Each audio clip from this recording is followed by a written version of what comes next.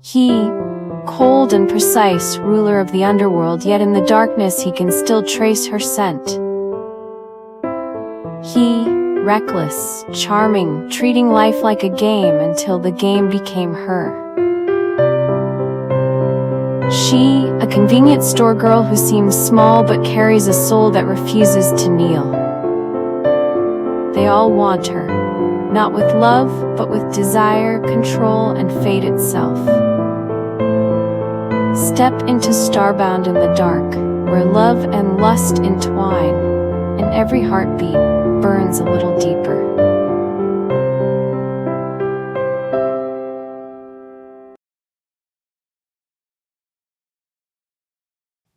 He cannot see, yet reads her soul. Early light slides through the penthouse's curtained glass wall, a vague blade of silver cutting across the slate blue sheets, quiet, dangerous, prophetic. Stella leans against the marble counter, cupping a lukewarm glass of milk. She wears one of his shirts found in a guest room closet. White, oversized, soft as a sigh, still breathing the last notes of his cologne. Dark wood, cool steel, a scent that steals a person's breath. When you stepped on the 7th tile, your footfall grew heavier. The voice drifts from the sofa, low, rasping. She flinches, turning toward the shadows sprawled over the cushions.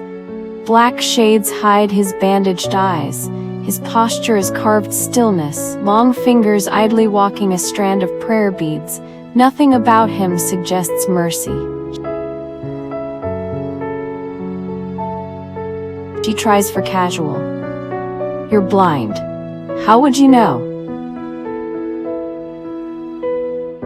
Blind men sharpen other senses. He smiles, slow as a knife gliding along the throat. And your air has changed. Changed? Fear at first? Now, restlessness.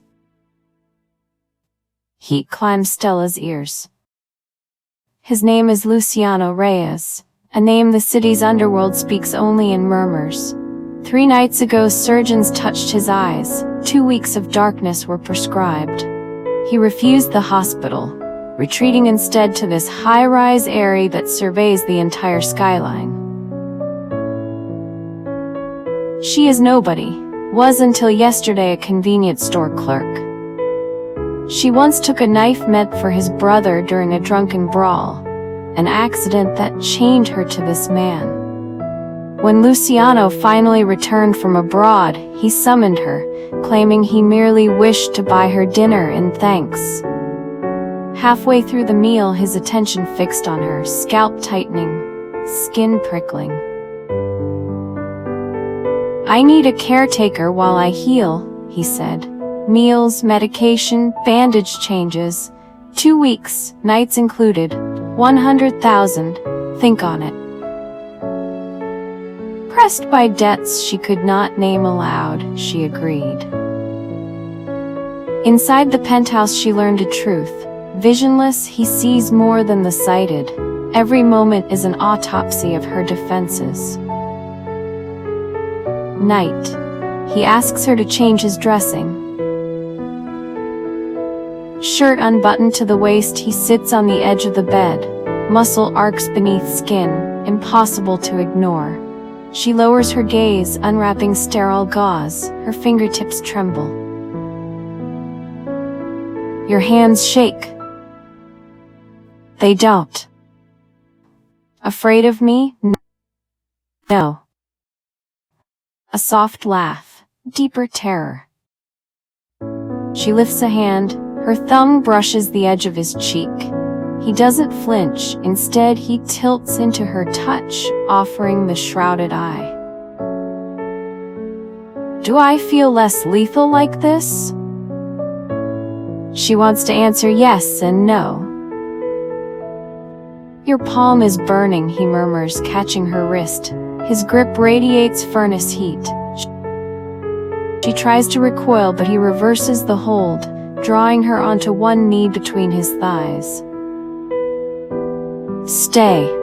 I want to listen to your heart." Her chest presses his shoulder, an interrogation without words. Fingers slide into her hair, curling behind her ear. Most hearts race from fear. Yours, Stella, beats from desire. She closes her eyes, biting down on silence. "Stop talking." "Why? Because truth unnerves you?" His breath grazes her ear. "Or because you fear I'll glimpse your soul naked in the dark?" He cannot see her face, yet nothing in her is hidden. Dawn. She enters with breakfast. He is mid-katas, torso bare, hair damp, body carving savage arcs through sunlight. Stella freezes in the doorway, mouth dessert dry. Breakfast's in the kitchen. He halts without turning. "Your steps are softer now. What's on your mind?" "Quit it," she blurts. "You don't need a nurse. You're just playing with me." He approaches, sweat tracing the map of his spine, presence like a storm that knows where to break. "I never play with people." "Then what do you want?" He stops inches away, blind hand lifting until a fingertip rests on her collarbone, sliding slowly to the pulse in her neck, touch replacing sight. "I want your absolute obedience." Breath tangles between them. In that instant, she knows this man means to steal the last refuge of her spirit. She reminds herself it's illusion. She's a stranger hired for a fortnight. He's a predator of habit, leaning close because he must command every inch of territory.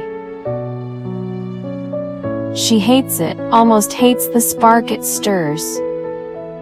But retreat is no longer an option. Dawn's haze sifts through the blinds, laying thin silver slats across Stella Vale's fingers as she dices onions. Light tapping her knuckles like a wordless cheer. A breath of peace. He is gone, at least for the morning. Today, Luciano Reyes has a post-op checkup. A helicopter lifted him north to a private clinic and adjoining hotel the night before. His final order had been calm, unquestionable. Tomorrow, 6 o'clock, steak. Typical of him. Ice still, calibrated.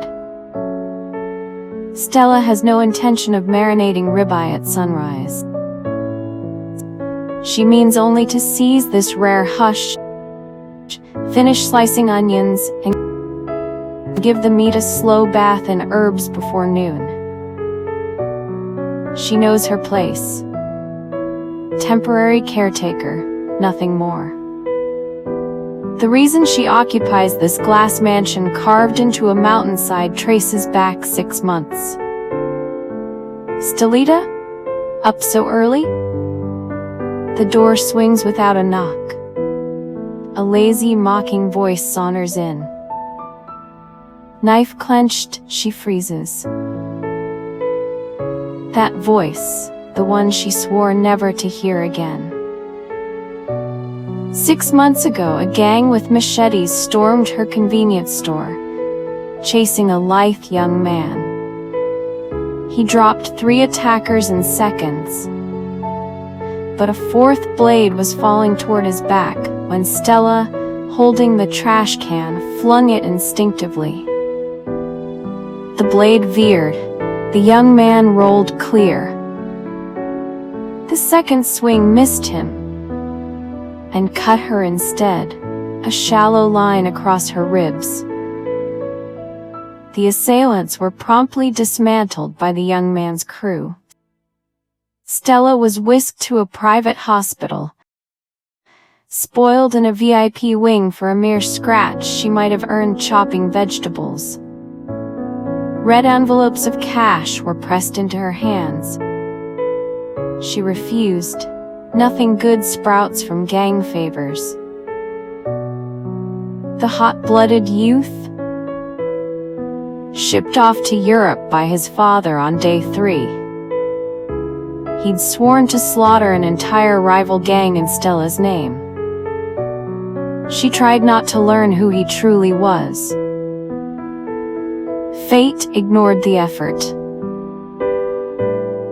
Because now she stands in his elder brother's kitchen.